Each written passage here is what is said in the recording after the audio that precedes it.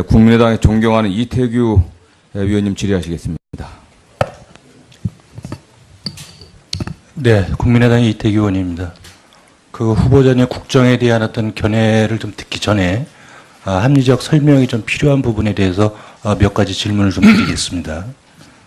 그 후보자 배우자께서 그 1989년 3월 달부터 12월 달까지 그 강남구 논현동에서 실제 거주한 곳이 맞습니까? 실제 거주하지 않았습니다. 그럼 위장 전입이신 거죠? 그렇습니다. 예, 위장 전입이시고.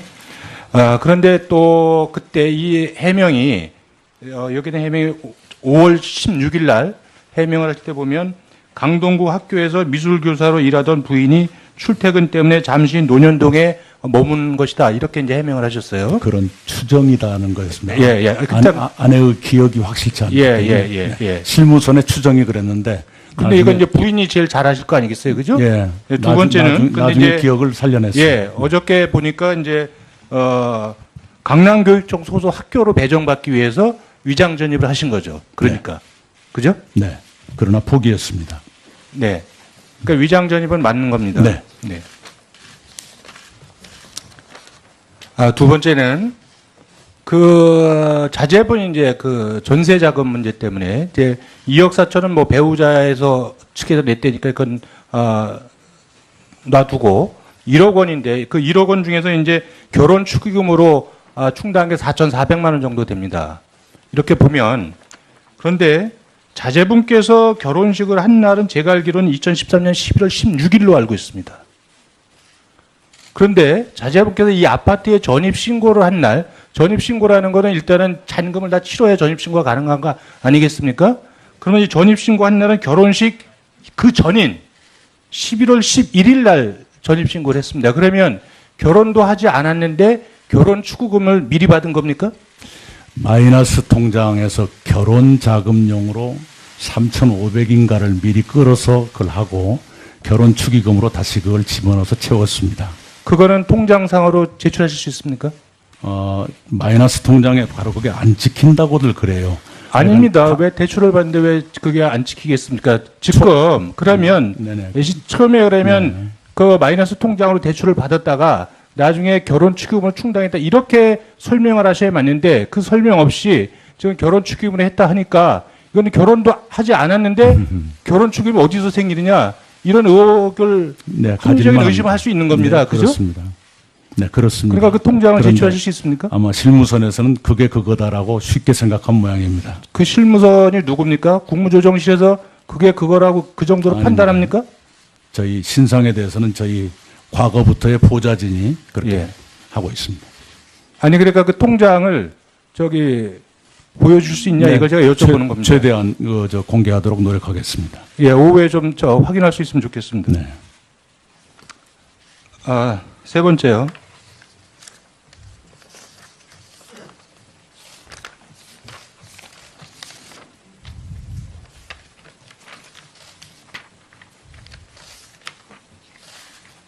그 어머님의 이제 그 주택 이제 셋째 동생께서 주거용으로 이렇게 하셨다 구입했다 이제 매각하신 이 부분에 대해서 이제 투기 의혹이 제기되고 있습니다.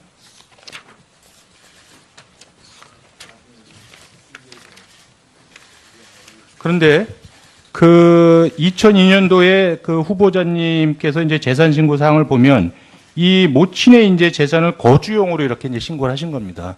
근데 동시에 다시 그 모친의 채무로 임대 채무 증가로 인해서 채무가 1억 6천만 원이 잡힙니다. 그 얘기는 뭐냐면 모친께서 거주용으로 샀다고는 그 집에 전세를 승계한 겁니다. 그러니까 그 집에는 전세를 들어가 있어서 누가 살고 있기 때문에 거주가 불가능한 것이죠. 근데 이게 어떻게 거주용이라고 신고할 수 있습니까? 아마 동생 말을 듣고 그대로 신고한 것이 아닌가 짐작이 됩니다. 그 동생이 했던 거래 행위여서 확인하지는 못했습니다. 그러니까 제가 볼 적에는 이 부분은 어머님께서 살기 위해서 주택을 구입했다. 이 부분은 합리적으로 설명이 안 된다는 말씀을 제가 지금 드리고 있는 겁니다. 네. 예? 네. 그러면 이게 무엇을 의미하냐면 이거는 이제 그 주택 차액을 남기기 위해서 주택을 구매한 거다. 저는 뭐 그것이 꼭 투기라고 생각하지는 않지만 그런 문제란 말이에요. 그러니까 어머님께서 주거용으로 구입하신 것이 아니다. 이거는 여기서 명확하게 확인을 해 주셔야 된다. 이 말씀을 드리는 겁니다. 제가 동생께 듣기로는 어머니를 모시고 싶었는데 어머니가 한사코 거부하셨다. 이렇게 들었습니다. 그래서 제가 빨리 팔아라. 그래서 빨리 팔고 세금을 냈고요. 그 일로 동생네 가족과 지금까지도 관계가 서먹해져 있습니다. 그러면 그때 어머님께서 증여세 내셨습니까? 동생이 그 양도소득세를 낸 것으로 알고 있습니다. 그러니까 증여세는 안 내신 거죠, 또 그때? 그건 좀 확인해 봐야겠습니다. 저는 이것이 뭐 꼭 후보자의 잘못은 아니라고 보지만 사실관계를 정확하게 하고 넘어가기 위해서 제가 질문을 네네. 드린다는 거, 네네. 이 점을 좀 양해해 주시기 네네. 바랍니다. 네. 그 다음에 그 자제분 병역 문제에 대해서 제가 말씀을 좀 드리겠습니다. 왜 이 부분이 있냐면 지난 5년 동안의 병역 면탈 사건 143건 중에서 이 어깨 탈골 이런 종류로 면탈을 받다 걸린 것이 120건이나 됩니다. 그러니까 이게 상습적으로 병의 깊이 어떤 그 사유로 이렇게 작용하고 악용하는 이제 그런 부분인데요. 그 자제분을 보면은 자제분의 병적 기록표를 보면은 군대를 면제받으려고 꾸준히 노력을 합니다. 그것이 병적 기록표에 다 나와 있습니다. 군대를 가려고 한 것이 아니라 면제를 받기 위해서 노력을 많이 했다.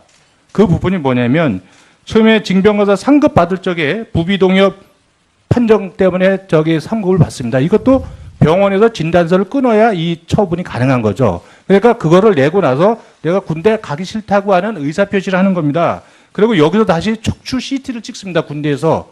근데 CT를 그냥 다 원한다고 찍어주는 것이 아닙니다. 허리에 문제가 있다고 하는 진단서를 제출해야 CT를 찍어주는 거죠. 그러니까 제가 그때 자제분께서는 군대 가고 싶은 마음이 별로 없었던 것 같아요. 그렇게 해서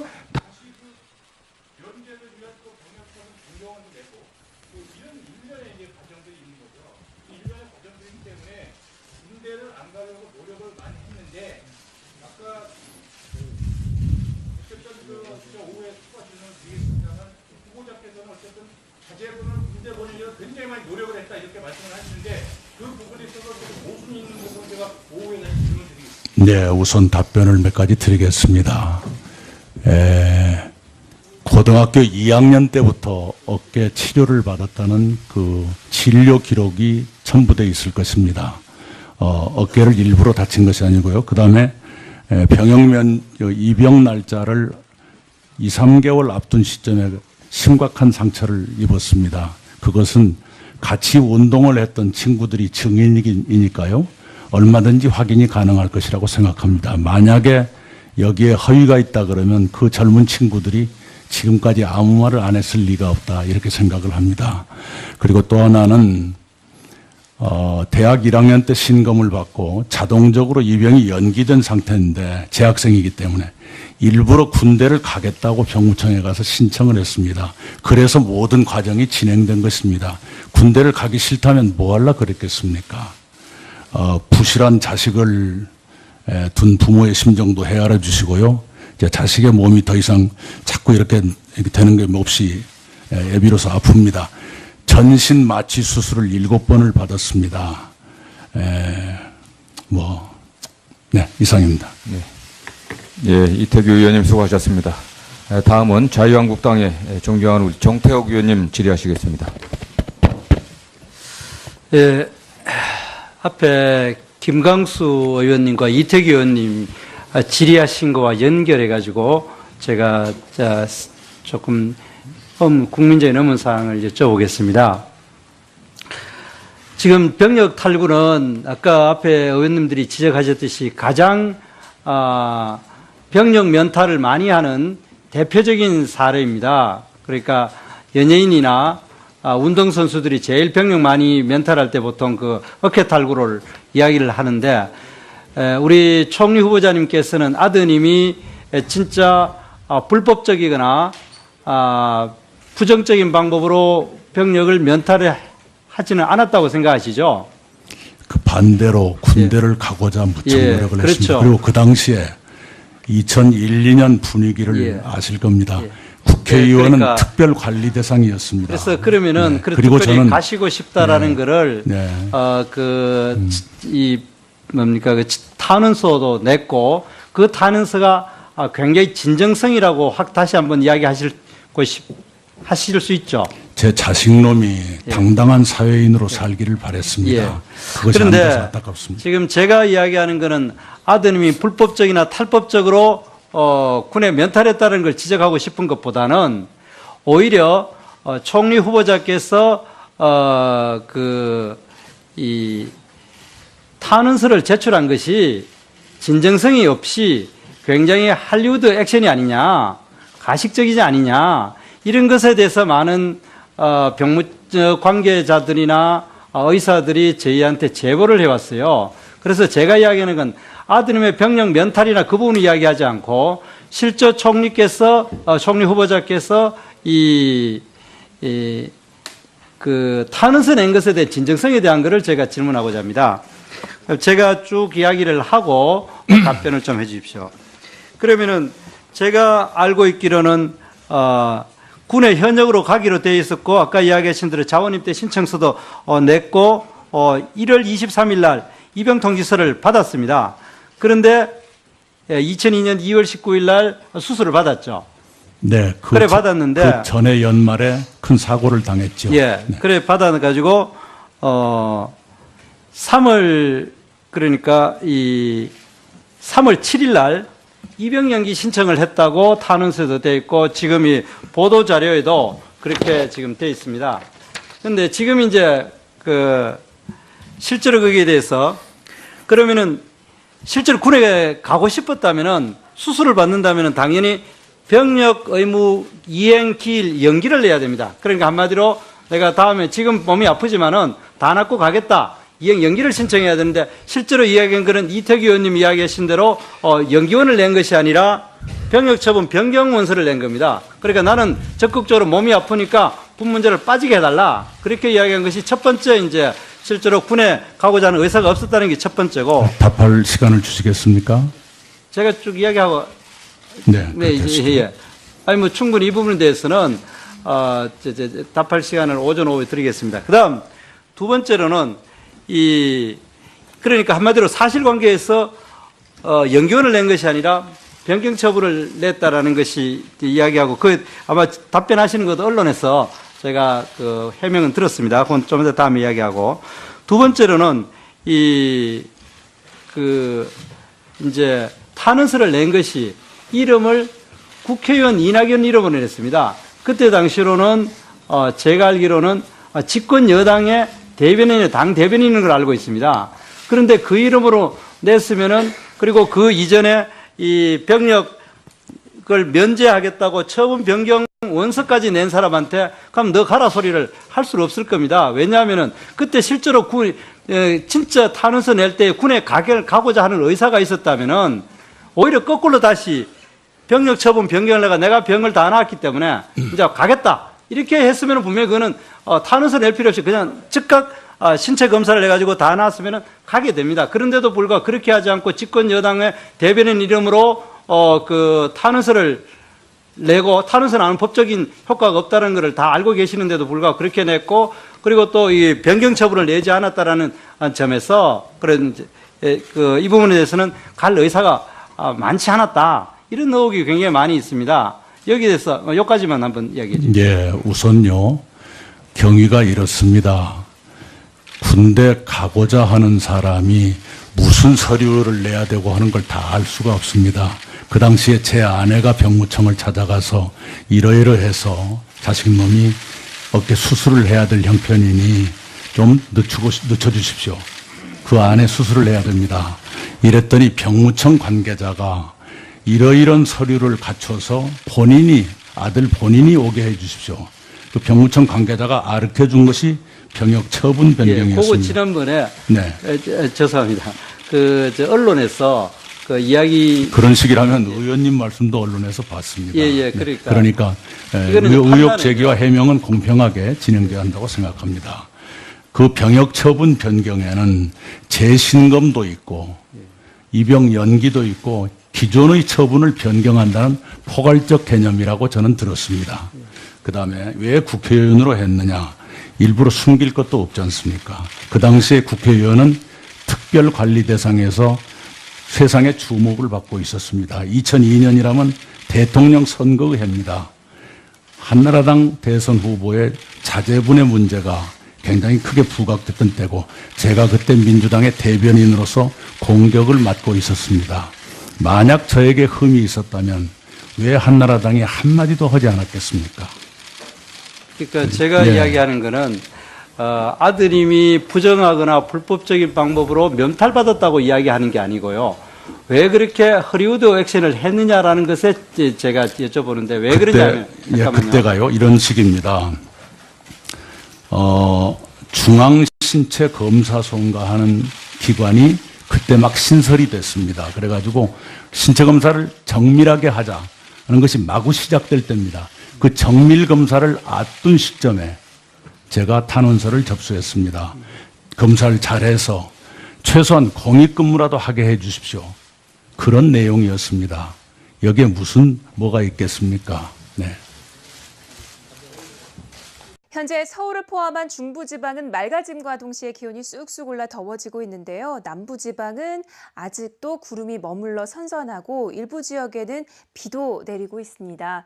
앞으로 제주와 전남, 남해안, 영남 지역은 저녁까지 5에서 10mm가량의 비가 조금 더 내리겠고요. 그 사이 강원 영서 남부지방에는 대기 불안정으로 소나기가 지나겠습니다. 영남 내륙과 또 강원 영서 남부 지역에는 비가 내리는 동안 돌풍이 불거나 천둥 번개가 칠 가능성이 있습니다. 이외 중부지방, 특히 수도권과 강원 북부지방은 아주 맑은 하늘이 이어지면서 낮 동안 덥겠습니다. 서울은 최고 28도, 춘천은 29도까지 오릅니다. 반면 남부지방은 대구와 전주 기온 모두 25도에 머물겠습니다. 또 지금 비로 인해 곳곳에 안개 낀 곳이 있는데요. 미세먼지 농도는 전국이 보통 수준 되겠습니다. 안심하시기 바랍니다. 내일은 강원 영동과 경북 북부에 비가 조금 내리겠고 이후 맑은 하늘이 이어지면서 다가올 주말에는 또다시 30도 안팎의 더위가 찾아오겠습니다. 날씨 해드렸습니다. 국민의당의 존경하는 이태규 위원님 질의하시겠습니다. 네, 국민의당의 이태규 의원입니다. 그 후보자님 국정에 대한 어떤 견해를 좀 듣기 전에 합리적 설명이 좀 필요한 부분에 대해서 몇 가지 질문을 좀 드리겠습니다. 그 후보자 배우자께서 그 1989년 3월 달부터 12월 달까지 그 강남구 논현동에서 실제 거주한 곳이 맞습니까? 실제 거주하지 않았습니다. 그럼 위장 전입이신 거죠? 그렇습니다. 예, 위장 전입이시고. 그런데 또 그때 이 해명이 여기는 해명이 5월 16일 날 해명을 할 때 보면 강동구 학교에서 미술교사로 일하던 부인이 출퇴근 때문에 잠시 논현동에 머문 것이다. 이렇게 이제 해명을 하셨어요. 그런 추정이다는 거였습니다. 예, 예. 아내의 기억이 확실치 않기 때문에 예. 실무선의 추정이 그랬는데. 근데 이건 이제 부인이 제일 잘 아실 거 아니겠어요, 그죠? 예. 두 번째는 나중에 이제 기억을 살려냈어요. 예, 어저께 보니까 이제 강남교육청 소속 학교로 배정받기 위해서 위장 전입을 하신 거죠. 그러니까 그죠? 네. 그러나 포기했습니다. 네. 그러니까 위장 전입은 맞는 겁니다. 네. 네. 두 번째는 그 증여세 내셨습니까? 동생이 그 양도소득세를 낸 것으로 알고 있습니다. 그러니까 증여세는 안 내신 거죠, 또 그때. 그건 좀 확인해 봐야겠습니다. 저는 이것이 뭐 꼭 후보자의 잘못은 아니라고 보지만 사실관계를 정확하게 하고 넘어가기 위해서 제가 질문을 네네. 드린다는 거, 네네. 이 점을 좀 양해해 주시기 네네. 바랍니다. 네. 그 다음에 그 자제분 병역 문제에 대해서 제가 말씀을 좀 드리겠습니다. 왜 이 부분이 있냐면 지난 5년 동안의 병역 면탈 사건 143건 중에서 이 어깨 탈골 이런 종류로 면탈을 받다 걸린 것이 120건이나 됩니다. 그러니까 이게 상습적으로 병역 기피 어떤 그 사유로 이렇게 작용하고 악용하는 이제 그런 부분인데요. 그 자제분을 보면은 자제분의 병적 기록표를 보면은 군대를 면제받으려고 꾸준히 노력을 합니다. 그것이 병적 기록표에 다 나와 있습니다. 군대를 가려고 한 것이 아니라 면제를 받기 위해서 노력을 많이 했다. 그 부분이 뭐냐면 처음에 징병검사 상급 받을 적에 부비동엽 판정 때문에 저기 상급을 받습니다. 이것도 병원에서 진단서를 끊어야 이 처분이 가능한 거죠. 그러니까 그거를 내고 나서 내가 군대 가기 싫다고 하는 의사표시를 하는 겁니다. 그리고 여기서 다시 척추 CT를 찍습니다. 군대에서. 근데 CT를 그냥 다 원한다고 찍어주는 것이 아닙니다.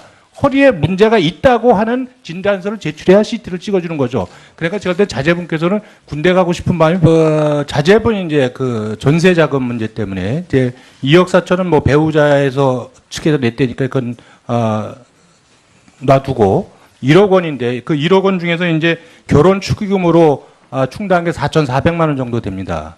이렇게 보면 그런데 자제분께서 결혼식을 한 날은 제가 알기로는 2013년 11월 16일로 알고 있습니다. 그런데 자제분께서 이 아파트에 전입신고를 한 날, 전입신고라는 거는 일단은 잔금을 다 치러야 전입신고가 가능한 거 아니겠습니까? 그러면 이 전입신고 한 날은 결혼식 그 전인 11월 11일 날 전입신고를 했습니다. 그러면 결혼도 하지 않았는데 결혼 축의금을 미리 받은 겁니까? 마이너스 통장에서 결혼 자금용으로 3,500인가를 미리 끌어서 그걸 하고 결혼 축의금으로 다시 그걸 집어넣어서 채웠습니다. 그거는 통장상으로 제출하실 수 있습니까? 마이너스 통장에 바로 그게 안 찍힌다고들 그래요. 아닙니다. 왜 대출을 받는데 왜 그게 안 지키겠습니까? 지금 그러면 네네. 처음에 그러면 그 마이너스 통장으로 대출을 받았다가 나중에 결혼 축의금을 충당했다 이렇게 설명을 하셔야 맞는데 그 설명 없이 지금 결혼 축의금을 했다 하니까 이거는 결혼도 하지 않았는데 결혼 축의금이 어디서 생기느냐 이런 의혹을 합리적인 의심을 할 수 있는 겁니다. 네, 그죠? 그렇습니다. 네, 그렇습니다. 그러니까 그 통장을 그런데 제출하실 수 있습니까? 아마 실무선에서는 그게 그거다라고 쉽게 생각한 모양입니다. 그 실무선이 누굽니까? 국무조정실에서 그게 그거라고 그 정도로 아닙니다. 판단합니까? 저희 신상에 대해서는 저희 과거부터의 보좌진이 그렇게 예. 하고 있습니다. 아니 그러니까 그 통장을 저기 보여줄 수 있냐 이걸 제가 여쭤보는 겁니다. 최대한 공개하도록 노력하겠습니다. 예, 오후에 좀 확인할 수 있으면 좋겠습니다. 네. 세 번째요.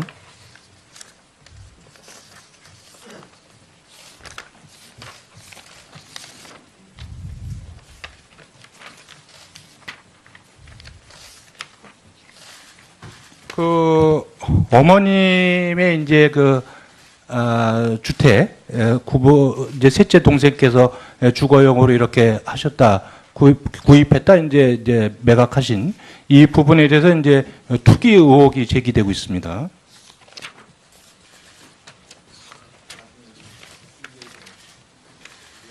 그런데 그 2002년도에 그 후보자님께서 이제 재산 신고 사항을 보면 이 모친의 이제 재산을 거주용으로 이렇게 이제 신고를 하신 겁니다.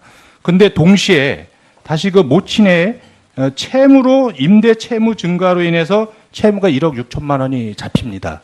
그 얘기는 뭐냐면 모친께서 거주용으로 샀다고는 그 집에 전세를 승계한 겁니다. 그러니까 그 집에는 전세를 들어가 있어서 누가 살고 있기 때문에 거주가 불가능한 것이죠. 근데 이게 어떻게 거주용이라고 신고할 수 있습니까? 아마 동생 말을 듣고 그대로 신고한 것이 아닌가 짐작이 됩니다. 그 동생이 했던 거래 행위여서 확인하지는 못했습니다. 그러니까 제가 볼 적에는 이 부분은 어머님께서 살기 위해서 주택을 구입했다. 이 부분은 합리적으로 설명이 안 된다는 말씀을 제가 지금 드리고 있는 겁니다. 네. 예? 네. 그러면 이게 무엇을 의미하냐면 이거는 이제 그 주택 차액을 남기기 위해서 주택을 구매한 거다. 저는 뭐 그것이 꼭 투기라고 생각하지는 않지만 그런 문제란 말이에요. 그러니까 어머님께서 주거용으로 구입한 것이 아니다. 이거는 여기서 명확하게 확인을 해 주셔야 된다. 이 말씀을 드리는 겁니다. 제가 동생께 듣기로는 어머니를 모시고 싶었는데 어머니가 한사코 거부하셨다. 이렇게 들었습니다. 그래서 제가 빨리 팔아라. 그래서 빨리 팔고 세금을 냈고요. 그 일로 동생네 가족과 지금까지도 관계가 서먹해져 있습니다. 그러면 그때 어머님께서